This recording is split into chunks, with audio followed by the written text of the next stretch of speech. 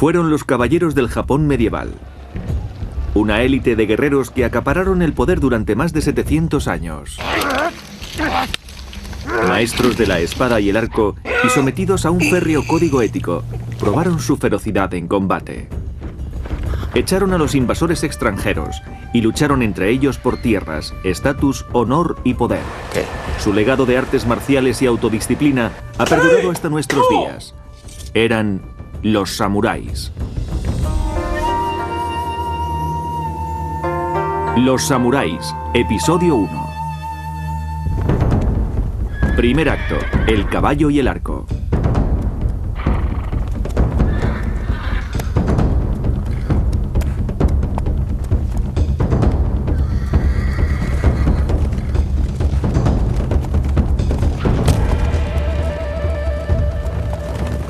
Es un típico día de entrenamiento en la escuela Takeda de tiro con arco a caballo en Kamakura, Japón. Los estudiantes de este curso mantienen viva una tradición guerrera de más de 1300 años. Se llama Yabusame y es una ceremonia sagrada de tiro con arco a caballo.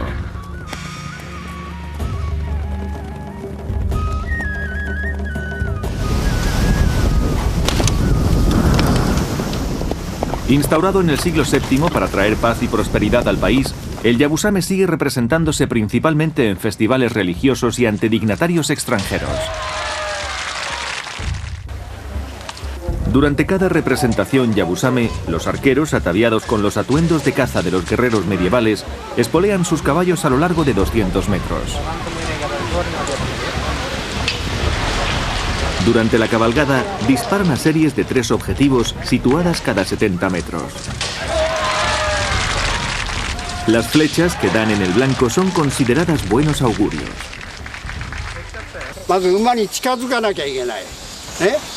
Shirui Etaka Kaneko es el 35º maestro de la escuela Takeda.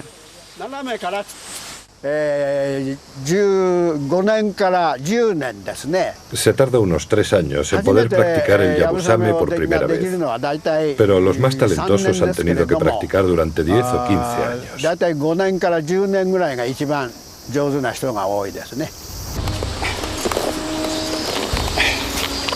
Una de las claves de la técnica Yabusame es la forma única de los estribos que calzan los jinetes.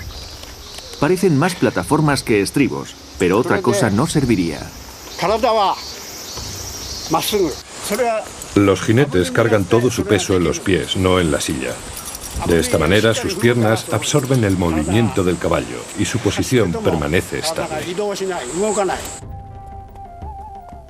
El tiro con arco a caballo se ha convertido en un arte militar practicado por unos pocos elegidos. Pero antaño se trataba de la modalidad de combate preferida para una casta japonesa de guerreros de élite conocidos como samuráis. El origen de los samuráis es un misterio, y mucho de lo que sabemos de ellos no se presenta como hecho, sino como leyenda y tradición. Lo que sí sabemos es que aparecieron hace unos 1000 años como los caballeros ingleses, guerreros que servían a nobles y obtenían privilegios mediante su valor en combate. Muchas de sus batallas se centraban en la conquista de tierras, en las que un noble usaba su ejército samurái para apoderarse de los dominios de otro noble. Inicialmente los guerreros samurái eran arqueros a caballo ataviados con armadura. Sus métodos de combate evolucionaron hasta incluir la lucha cuerpo a cuerpo, mediante espadas, armas de madera llamadas picas y naginatas e incluso mosquetes de pedernal.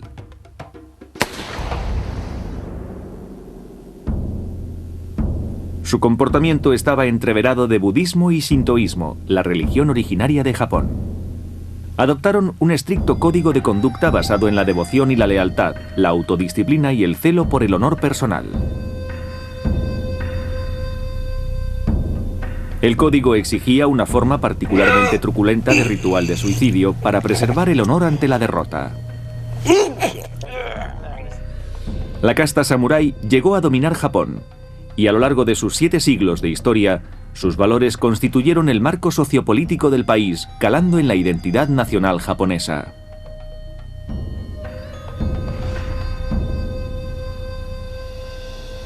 Japón es más o menos del tamaño del estado de California. Su terreno está conformado por 4 islas principales rodeadas de cientos de islas pequeñas. Se piensa que sus primeros pobladores pudieran haber emigrado de China y otros lugares del continente asiático entre 30.000 y 12.000 años antes de Cristo. En el año 300 a.C., algunos habitantes desarrollaron el cultivo del arroz y se asentaron en el valle de Yamato, un área fértil en la parte sudoeste de la isla de Honshu, la más grande de Japón. Estos asentamientos dieron rápidamente lugar a un estado político basado en la fuerza militar y los tributos en forma de arroz. El cultivo del arroz es un cultivo intenso que te permite sacar comida de la tierra. Además, te ata al lugar donde lo cultivas. Si te dedicas a la agricultura de desbroce, siempre puedes desplazarte. Pero aquel que ha elaborado un sistema complejo de irrigación para cultivar arroz, que ha invertido un gran esfuerzo en ello y que ha de trabajar durante años para recoger los frutos, está mucho menos dispuesto a moverse. Y es así más fácil grabarlo con impuestos. Grupos de grandes familias, llamadas clanes, empezaron a luchar por el control del valle de Yamato, formando ejércitos subvencionados con los impuestos que pagaban los campesinos. La historia de este periodo es vaga, pero hubo un grupo que consiguió dar con la combinación de alianzas estratégicas para hacerse con el control de la zona, el clan Yamato. Se alzaron con el poder en el siglo VI. Los Yamato nombraron a sus sucesivos líderes emperadores, atribuyéndose origen divino. Su imperio se extendió a medida que fueron conquistando las regiones vecinas de Honshu. El personaje más conocido de esta familia fue el legendario guerrero Yamato Takeru no Mikoto, más conocido como Príncipe Yamato. Era una figura mítica, una especie de Hércules, un personaje inventado que forma parte de cierta mitología política. Según la leyenda, viajaba a lo largo y ancho de Japón sometiendo en solitario a tribus y líderes rebeldes. El carácter valeroso y temerario del príncipe Yamato se convirtió en un arquetipo para futuros guerreros japoneses. A mediados del siglo VII, estos autoproclamados emperadores habían acumulado el control y poder suficientes, al menos en las regiones centrales de la principal isla japonesa, como para imponer una reforma política. Así, la familia imperial instauró un gobierno central con su corte de nobles, consejeros y administradores en el emplazamiento de la actual Kioto. Para abastecer a los nobles, el territorio imperial fue repartido entre ellos. Los ingresos provenían de los impuestos, normalmente en forma de arroz, pagados por los campesinos. Eran los propios nobles los que recaudaban los impuestos, lo que suponía un problema si sus propiedades distaban cientos de kilómetros de Kioto. Debían formar una especie de ejército privado para asegurarse de que se recaudaban los impuestos de manera eficiente y que se recibían estos ingresos, porque por el camino podían toparse con saqueadores. Era una época de hambruna y los ladrones podían asaltar los convoyes y robar todo el arroz, que entonces era la moneda de cambio. Los efectivos para estos ejércitos se obtenían entre las familias nobles guerreras que vivían en los límites del imperio. Al aumentar estas en número, los hijos más jóvenes estaban forzados a desplazarse a los confines del imperio para conquistar nuevas tierras. Estos hombres luchaban a lomos de caballo, empleando arcos y flechas, y la vida en la frontera los hizo duros como el acero. Eran una especie de policía rural a las órdenes de los nobles y se les llamó samurái, que significa aquel que sirve. A cambio de sus servicios exigían parcelas de tierra y este fue el inicio de la tradición samurái. Cuanto más se requerían sus servicios, más se acrecentaba su poder. Entonces no existía el dinero y se les pagaba con tierras. A veces el noble de Kioto debía dividir las tierras de las que sacaba sus ingresos por la mitad. Una mitad permanecía en su poder. La otra servía como pago por los servicios de los guerreros que aseguraban la presencia militar en toda la zona. Durante los siglos X y XI, las cabezas de ciertas familias samurái controlaban grandes extensiones de terreno y se convirtieron en poderosos señores de la guerra.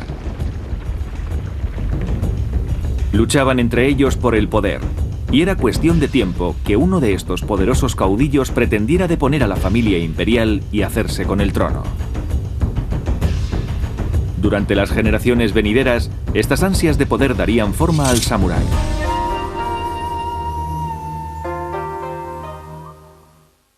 Segundo acto, el amanecer de los samuráis. Miura Hiromichi es restaurador de armaduras samurái. Como los caballeros medievales, los samuráis llevaban placas de metal para protegerse de flechas y espadas.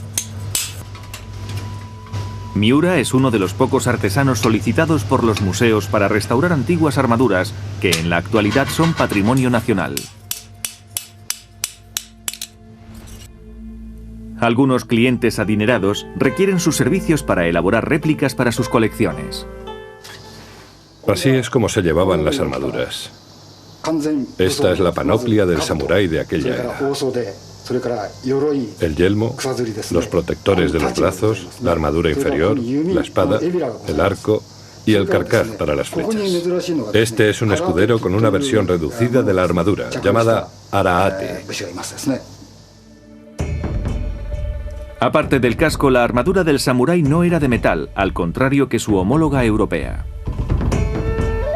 Estaba formada por gruesas piezas de cuero dispuestas en capas para aumentar su dureza y laqueadas para protegerlas del clima húmedo de Japón.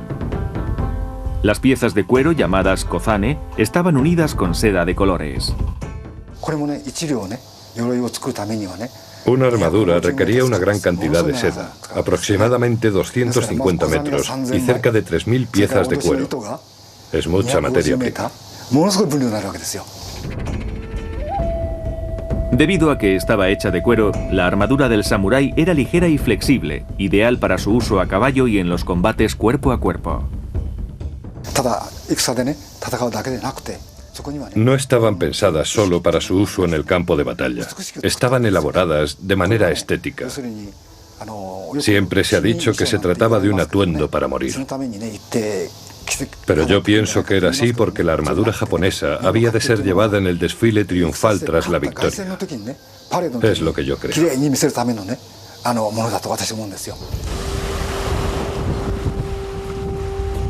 A finales del siglo XII, estas victorias eran obtenidas a menudo por un legendario clan de guerreros samurái llamado Minamoto.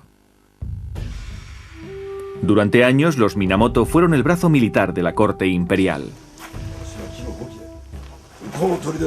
Al igual que otros clanes samurái poderosos, sus líderes deseaban cada vez más una autoridad central. Algunos clanes se alzaron contra el emperador, y alguno intentó incluso instaurar un imperio paralelo. En muchos de estos casos, la corte imperial envió a la familia Minamoto a contener a los rebeldes. De esta familia surgieron algunas de las figuras más destacadas del mundo samurái, como Minamoto Tametomo. Tametomo es considerado el mejor arquero de la historia de los samuráis.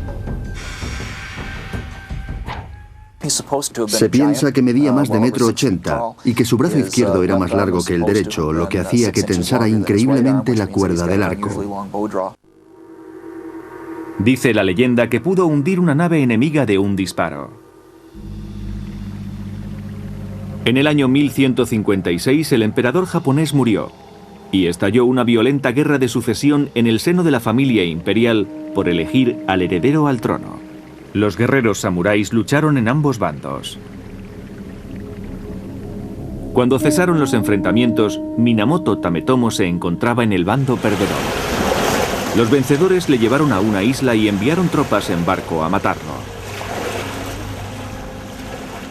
Desde la playa, Tametomo disparó flechas a sus atacantes.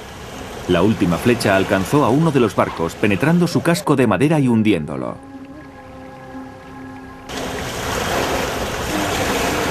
No obstante, eran muchos los barcos, y Tametomo sabía cuál sería su destino. Decidido a no morir a manos del enemigo, dejó la orilla y acabó con su propia vida, y lo hizo de una manera especialmente violenta. Se practicó el harakiri, que significa literalmente cortar la tripa. Hundió una hoja en un lado de su abdomen, cortó de lado a lado y finalmente profirió un segundo corte de arriba a abajo, garantizándose una larga y dolorosa agonía. Tan doloroso acto fue llevado a cabo con tanto valor, que así demostraba que estaba acabando con su vida para salvar su honor, no por simple cobardía.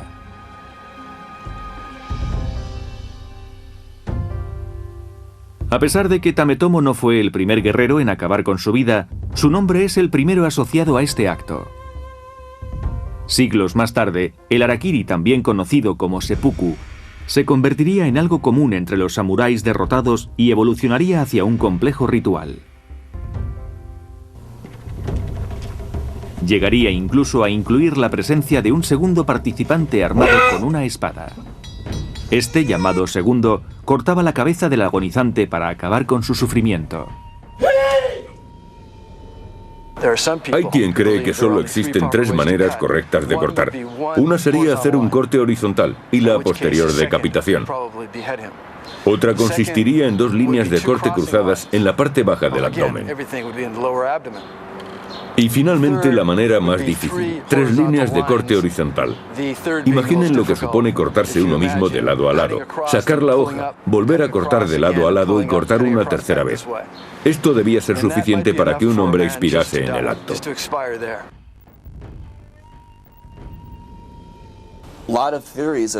Hay muchas teorías de por qué esta forma de suicidio fue tan extendida. En la cultura japonesa, la tripa es considerada el centro de las emociones. Así como los occidentales decimos de alguien que tiene un gran corazón o que no tiene, los japoneses hablan de alguien con gran tripa o con tripa negra. Así que se abrían la tripa como diciendo, ¿ves cómo no es negra? En los años siguientes a la muerte de Tametomo, su sobrino Yoritomo condujo al clan Minamoto a una posición de poder militar supremo en Japón. En el año 1192, el emperador nombró a Yoritomo shogun, un título que se daba antes de la era de los samuráis a los generales que debían subyugar a los bárbaros de las fronteras del imperio. Este título siempre había tenido carácter temporal, pero Yoritomo lo hizo permanente. Como líder mundial, Yoritomo ejerció más poder efectivo y administrativo que la corte imperial. De hecho, la organización política de Japón se parecía mucho a la que encontramos en Inglaterra hoy en día, en la que el soberano real no es más que una figura y el primer ministro es el que gobierna realmente. Para escapar de la corte en Kioto, Yoritomo instauró un gobierno paralelo controlado por samuráis en Kamakura, al sur de la actual Tokio. Pero este gobierno shogun o shogunato nunca desbancó completamente al emperador. No existía alternativa. Los emperadores no estaban considerados realmente figuras de autoridad. Se les consideraba más bien como los sumos sacerdotes del país. Se puede establecer la comparación, salvando las distancias, con los papas.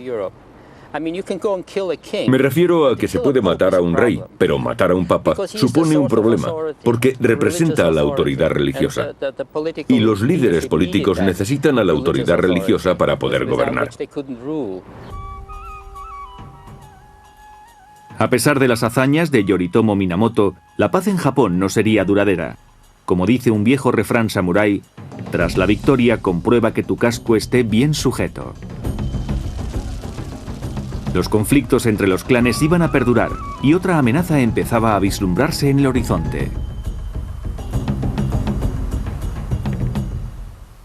Tercer acto, el alma del samurái. En el año 1274 la gente de Japón se enfrentó a una grave amenaza que venía del continente asiático. El feroz régimen mongol que había conquistado Corea y China durante el último siglo pretendía expandir su imperio de nuevo. El legendario Kublai Khan escribió al emperador japonés informándole de que los mongoles esperaban recibir tributos de Japón. El Khan no recibió respuesta. El mongol envió una flota de buques de guerra para dar una lección a los testarudos provincianos.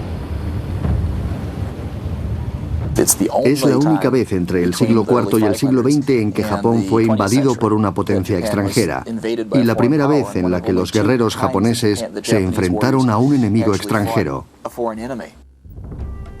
La flota mongol partió de Corea con cientos de naves, desembarcando en la bahía de Hakata, la parte más austral de la principal isla de Japón. Los samuráis iban a encontrarse con una sorpresa desagradable.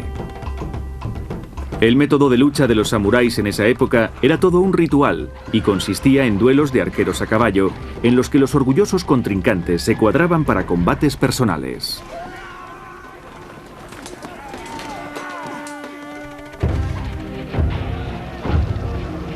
Los mongoles, por su parte, luchaban a pie, la mayoría con espadas y lanzas. Se organizaban en poderosas unidades cerradas y se lanzaban a la batalla, durante la cual muchos de ellos ensartaban cruelmente a los caballos de los samuráis. Además, empleaban dispositivos explosivos llenos de pólvora. El sonido de las explosiones asustaba a los caballos. Así que los samuráis tuvieron que retirarse a la capital, en Kyushu. Al final del día, los mongoles controlaban el campo de batalla. Sin embargo, no sabían que habían ganado. Pensando que los samuráis volverían con refuerzos para esa noche, los mongoles se retiraron y zarparon. Los samuráis estaban a salvo. Sin embargo, temían que volviera a ocurrir, así que tomaron medidas preventivas. El gobierno de Kamakura erigió muros a lo largo de cada playa susceptible de recibir invasores. Estos muros podían extenderse durante millas, llegaban a medir varios metros de altura y continuaban más allá de las playas. Y fue una buena idea, porque 7 años después, Kublai Khan reunió una armada de varios miles de barcos y docenas de miles de hombres. El muro demostró ser una buena inversión. Los mongoles navegaron durante semanas, agotando sus reservas, mientras buscaban un sitio para desembarcar. Mientras, los japoneses se preparaban para una feroz batalla y rezaban. Y su plegaria fue escuchada, porque la naturaleza no tardó en intervenir. Una tormenta descomunal hundió cientos de barcos mongoles. Hubo un tifón, cayó sobre la flota y la destruyó por completo. En mi opinión, el tifón aceleró una derrota larga y esperada. No provocó la derrota, simplemente la aceleró. Este tifón dio lugar a la expresión kamikaze.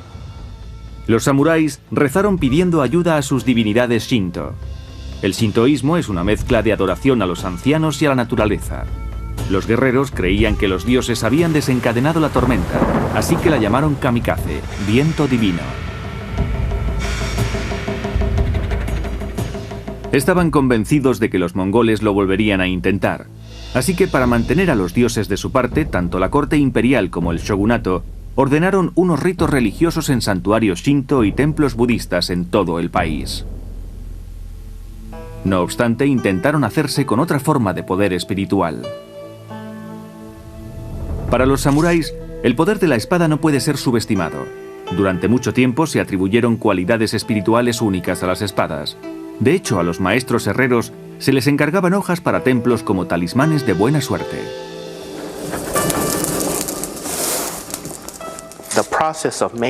El proceso de elaboración de una espada no consistía solo en golpear el metal, sino en una experiencia religiosa. Hay numerosas historias de herreros que meditaban y recitaban sutras mientras hacían una espada. Hay una espada en particular sobre la que el herrero meditó durante 100 días bajo la lluvia, en el frío invierno, antes de crearla. La idea era depurar no solo la técnica, sino también el cuerpo, la mente y el alma, de modo que todo ello iba implícito en la espada. Es una gran tradición, verdaderamente fascinante. Las espadas japonesas antes del siglo VII eran de hoja recta y doble filo. Esta forma las hacía ideales para ser clavadas, pero no para golpear. Cuando la espada golpea algo, se produce un impacto. Con una espada recta, el impacto llega directamente a la mano, pero una hoja curva reduce el impacto. Además, la espada curva es más fácil de desenvainar cuando se lleva en la cintura. Con el tiempo, las espadas se fueron curvando para sacar partido a estas ventajas. La espada tomó su forma definitiva casi a finales del siglo VII.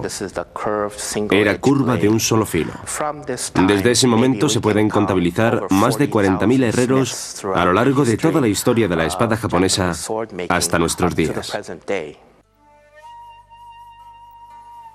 El herrero más reputado de todos los tiempos era un hombre llamado Masamune. Vivió y trabajó hace unos 750 años, a finales de la segunda invasión mongol. Estaba encargado de elaborar espadas de la buena suerte para evitar el regreso de los mongoles. Y dio resultado, ya que los mongoles no volvieron a atacar Japón. El legado Masamune perdura hoy en día. Yamamura Tsunahiro es el 24º descendiente de la línea Masamune. En una tienda rústica en Kamakura, junto con sus aprendices, sigue forjando obras maestras de acero según el método tradicional. Los estudiantes manejan los enormes martillos que dan forma al hierro al rojo, mientras que el maestro da instrucciones para guiarlos.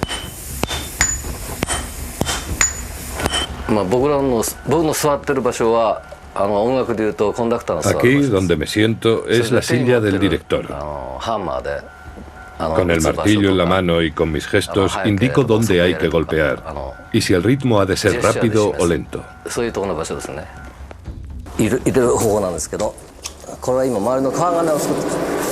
De vez en cuando, Yamamura introduce el acero en un montón de ceniza para añadir carbón. La cantidad de carbón que contiene una hoja determina su flexibilidad.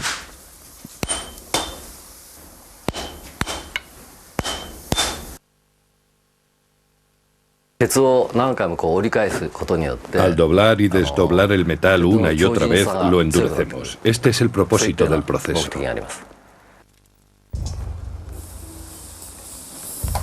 El ácido bórico insertado elimina el oxígeno y evita la oxidación entre capas.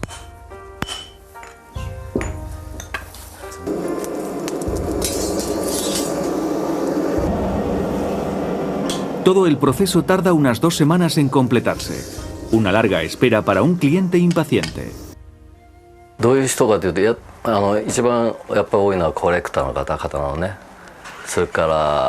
Los clientes más habituales son los coleccionistas. También los hay con un propósito específico o que han experimentado algo que merece ser celebrado o protegido. Por ejemplo, se suele hacer una espada protectora para el nieto recién nacido o para la nueva casa. Ese tipo de encargos son bastante comunes.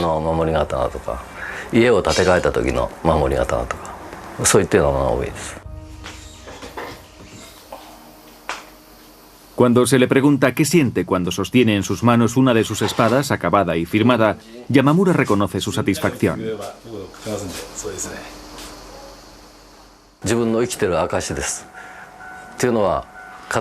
Es la prueba de que estoy vivo.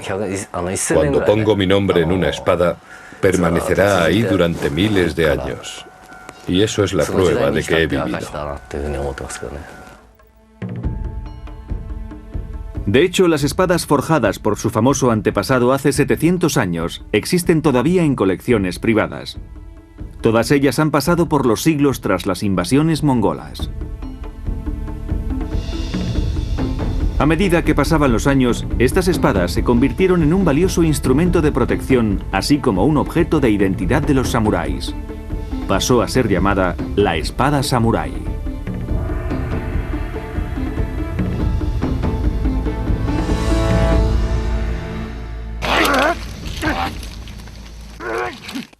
Cuarto acto. La edad del país en guerra. Las tentativas de invasión de los mongoles en el siglo XV afectaron de manera muy profunda en la estabilidad política de la isla.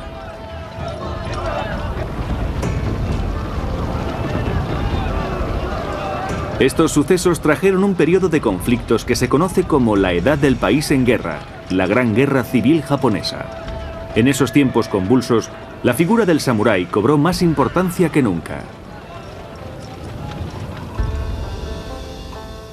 Los samuráis no luchaban gratis. Después de todo, las armas, las armaduras, los caballos y los ayudantes eran caros. Cada acto requería remuneración, y los nobles estaban obligados a recompensar adecuadamente a sus seguidores. Un noble demasiado tacaño podía ser abandonado por sus guerreros.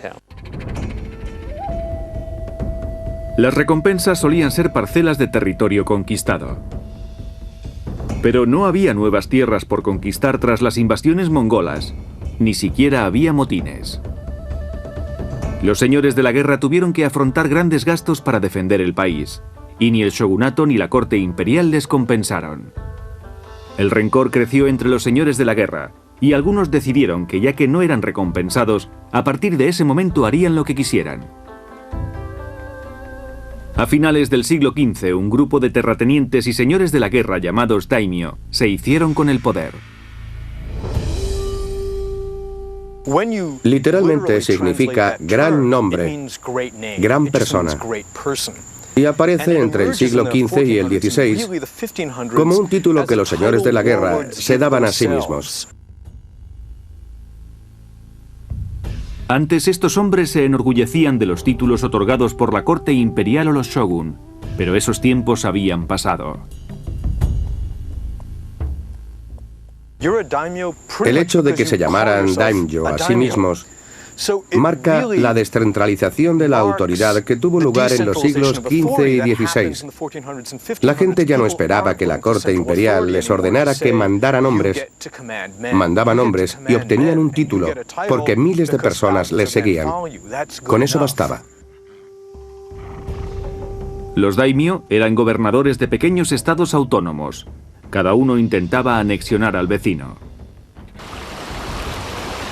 Japón entró en un estado casi perpetuo de guerra civil durante 100 años, y que implicó a cada ciudadano.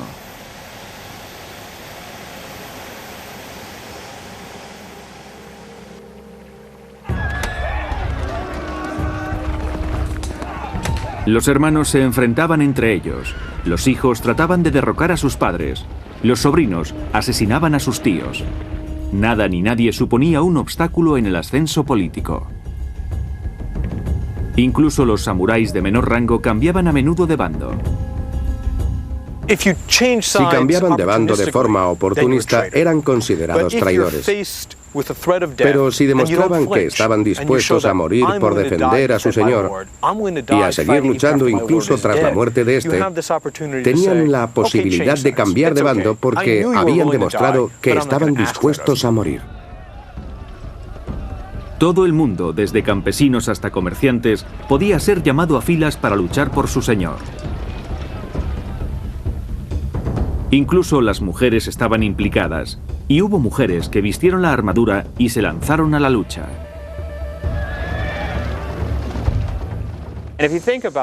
Una guerra dominada por arqueros no supone un problema para las mujeres. Son ligeras y ágiles. Mientras que tengan la fuerza necesaria para tensar la cuerda del arco, pueden ser tan buenas guerreras como los hombres. Como los combatientes mejoraban, se produjo una revolución táctica de métodos. Los señores de la guerra empezaron a utilizar menos guerreros montados y más soldados de infantería. Las unidades estaban formadas por tropas a pie que usaban yaris, largas lanzas de madera parecidas a la pica inglesa. Estas tropas se desplazaban a pie, dirigidas por samuráis a caballo. Lo más destacable acerca de los guerreros japoneses es que eran muy cultos y llevaban un diario de batalla para hacer inventario de todas las heridas sufridas. Pondré un ejemplo. Un guerrero escribió una vez que a uno de sus samuráis le habían disparado en la cara. La flecha había atravesado su mandíbula y se había alojado en su pecho. Un administrador le echó un vistazo y dijo, poco profundo, refiriéndose al pecho. Eran muy estrictos. Luchar en esta época tuvo que ser brutal, pero había recompensas para los valientes. Demostrar el valor en servicio solía conllevar una práctica truculenta, la decapitación del enemigo. Cuando los guerreros entraban en combate, necesitaban una prueba física de su valor. En cuanto mataban a alguien, le cortaban la cabeza y abandonaban con ella el campo de batalla, ya que podían presentarla como prueba de su servicio y cobrar la recompensa. Al cabo de un tiempo, algunos guerreros empezaron a acudir tarde a la lucha para hacerse con la cabeza de un enemigo muerto y cobrar la recompensa. Este fraude dio lugar a otra extraña práctica, la supervisión de cabezas. Solo se recompensaba al samurái que presentaba una cabeza que había cortado él mismo. Así que las examinaban para ver si había sido cortada en vida o de un cadáver. Como la naturaleza de la guerra cambiaba para implicar más tropas, la victoria empezó a basarse en la logística más que en las proezas tácticas. Tomando el control de un área, sacaban ingresos y extraían hombres para incorporarlos al ejército. La guerra a gran escala hizo que entre el año 1550 y el 1600 se construyeran docenas de castillos. Su diseño se parecía mucho al de los castillos de la Europa medieval, con su torre central en medio de un patio rodeado por enormes murallas de piedra y un foso. Algunos de ellos, como el que todavía permanece en Himeji, al este de Osaka, incorporaban características arquitectónicas que representaban verdaderas trampas.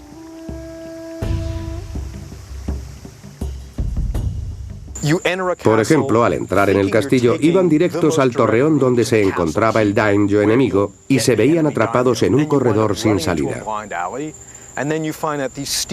De repente descubrían que a ambos lados de la pared había trampillas desde donde les disparaban o les vertían aceite hirviendo. Incluso hoy en día, si se visita el castillo, da miedo. Pero en esa época de grandes ejércitos, el espíritu tradicional del guerrero solitario y el combate contra un enemigo en particular no se había extinguido. La leyenda cuenta que los daimyo rivales, Uesugi Kenshin y Takeda Shingen, mantuvieron durante años una guerra personal. Takeda y Uesugi eran de la misma edad y dos de los mejores comandantes y administradores de la época. Además compartían frontera, lo que les convertía en rivales. Hubo 4 batallas, exactamente en el mismo sitio, año tras año. El lugar era una pequeña isla, Kawanakajima, situada justo entre sus dos dominios. La mayor parte de estas batallas eran como partidas de ajedrez. Movían sus líneas, maniobraban uno alrededor del otro y luego se iban a casa. Sin embargo, una de estas batallas resultó ser muy sangrienta. En algún punto de la batalla, Takeda Shingen estaba sentado en la retaguardia dirigiendo las tropas y de pronto se vio aislado de su guardia personal, mientras Uesugi Kenshin había conseguido penetrar las líneas de Takeda. Kenshin se le acercó cabalgando, alzando la espada. Shingen, que estaba sentado en ese momento, bloqueó el ataque con su bastón de mando, un simple palo. Cuando Kenshin dio la vuelta para lanzar otro ataque, la guardia de Shingen se estaba reuniendo con él y decidió retirarse. Mientras esta historia es fruto de un antiguo odio entre dos señores, otras historias demuestran que años de rivalidad pueden dar paso al aprecio. Ningún ejército medieval podía funcionar sin un recurso natural básico como la sal. La utilizaban para múltiples propósitos, sobre todo para curar y preservar la comida. La provincia de Takeda, Kai, no tenía salida al mar, por lo que Takeda estaba obligada a importar sal de otras provincias. Este hecho se convirtió en su talón de Aquiles, ya que en ese momento la región estaba sitiada por dos fuerzas enemigas. Consiguieron establecer un bloqueo y embargar la sal que tan necesaria era en Kai, con la idea de agotar la maquinaria de guerra de Takeda y ponerlo de rodillas.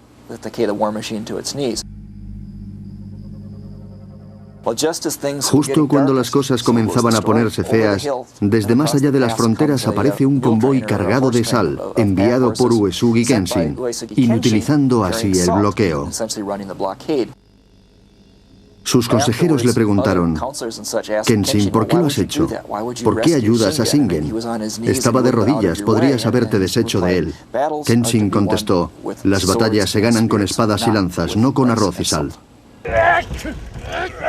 Tras años de continuas batallas durante la Edad del País en guerra, emergieron expertos en la técnica de la espada y otras formas de lucha.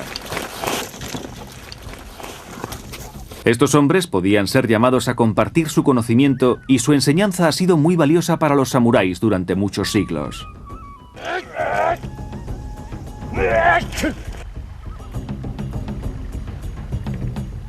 Quinto acto: el nacimiento de las artes marciales.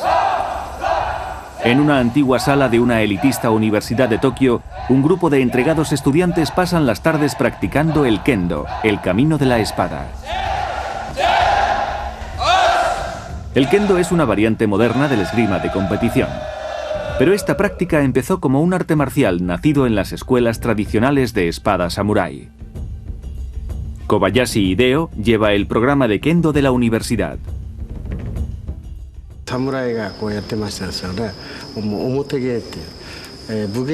Había un conjunto de técnicas de lucha practicadas por todos los samuráis. Se llamaba Buge-Yu Hapan, las 18 artes marciales básicas. Incluían montar a caballo y tiro con arco, entre otros. El kendo no solo era uno de ellos, sino que era el más importante de todos. Al principio los estudiantes practicaban con rígidas espadas de madera, pero a lo largo de los años, por cuestiones de seguridad, los palos fueron sustituidos por cañas flexibles de bambú. Actualmente los estudiantes también llevan máscaras y almohadillas protectoras. Tras un intensivo calentamiento, los estudiantes adoptan posiciones de esgrima. El resultado depende de un sistema de puntuación según los ataques. El grito que profieren los contrincantes se llama Kiai. Se utiliza para unir cuerpo y mente y obtener un espíritu fuerte en el momento de la estocada.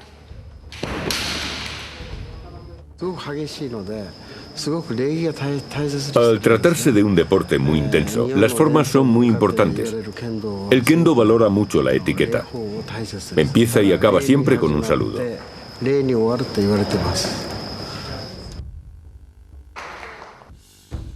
Las primeras formas de kendo aparecieron en la Edad del País en guerra, un periodo que va desde el año 1470 al 1570. Como tenía que salir victorioso para mantenerse en el poder, el daimyo encargaba a especialistas militares que entrenasen a sus samuráis. Hasta entonces, el entrenamiento militar se daba en el seno de la familia. A principios del siglo XV empezaron a surgir guerreros que querían ir más allá. Lo sabía que tenían reputación por ser buenos luchadores o por tener pericia con una u otra arma y que empezaban a sistematizar lo que hacían. Fue entonces cuando empezaron a plantearse por qué ganaban todas las batallas y qué podrían enseñar a otra gente. Y empezaron a enseñar a los samuráis. Los cursos de instrucción creados por el daimyo se convirtieron en el origen de los estilos formales de lucha o escuelas. El fundador de uno de estos estilos y uno de los mejores espadachines japoneses fue Tsukahara Bokuden. Nacido en el año 1490, Bokuden se convirtió en uno de los mejores samuráis de todos los tiempos. Luchó en más de una treintena de batallas capitales y en casi 20 combates contra sus rivales, en los que mató a sus oponentes. Sus habilidades le reportaron fama, pero también provocó frecuentes desafíos con otros samuráis que le retaban para poner a prueba sus habilidades.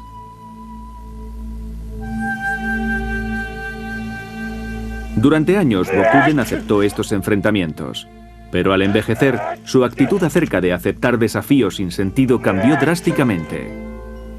Llegó a considerar como fin último de las artes marciales el resolver conflictos sin llegar a las armas. O por lo menos, sin causar un derramamiento de sangre innecesario. Sin embargo, esto no disuadía a sus competidores. Una vez estando en un bote en el lago, un joven y agresivo samurái intentó desafiar a Bokuden. Al final se dio cuenta de que no iba a librarse de él tan fácilmente, así que le dijo, de acuerdo, pero en el bote no hay sitio. Hay una isla en medio del lago, podemos bajar y luchar ahí. En cuanto llegaron a la orilla y el samurái saltó a tierra, Bokuden comenzó a alejarse en el bote y dijo a su contrincante, mi estilo con la espada incluye la lucha sin luchar. Bokuden vivió hasta los 80 años y murió de muerte natural en el año 1571. Todavía se puede apreciar su estilo en varias artes marciales japonesas de la actualidad. Estas enseñan a combatir sin armas o con armas de madera, como la espada de bambú en el kendo.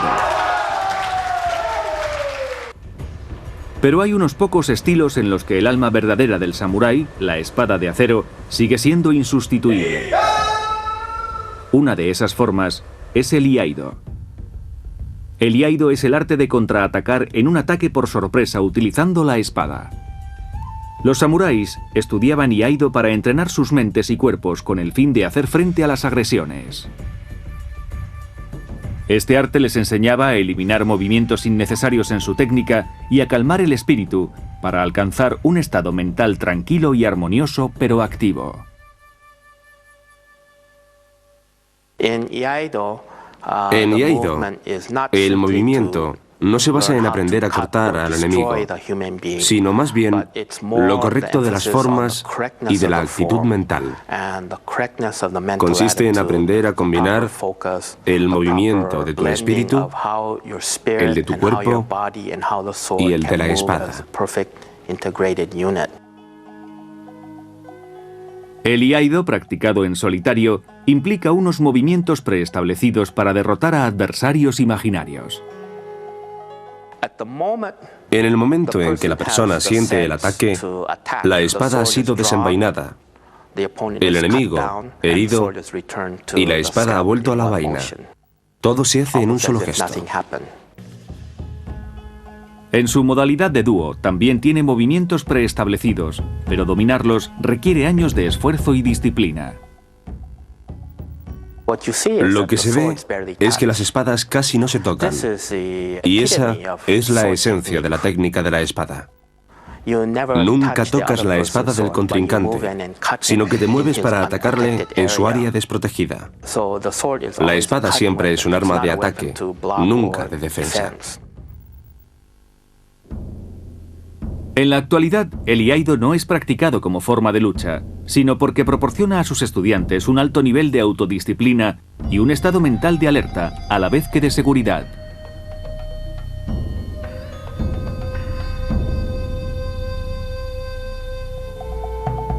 Para el samurái del siglo XVI, sin embargo, el entrenamiento en artes marciales tenía menos que ver con cierto estado mental y más con matar adversarios. Las técnicas desarrolladas por hombres como Tsukahara Bokuden eran muy efectivas en ese aspecto. Por lo tanto, en los siglos de dominación samurái hubo mucha sangre derramada.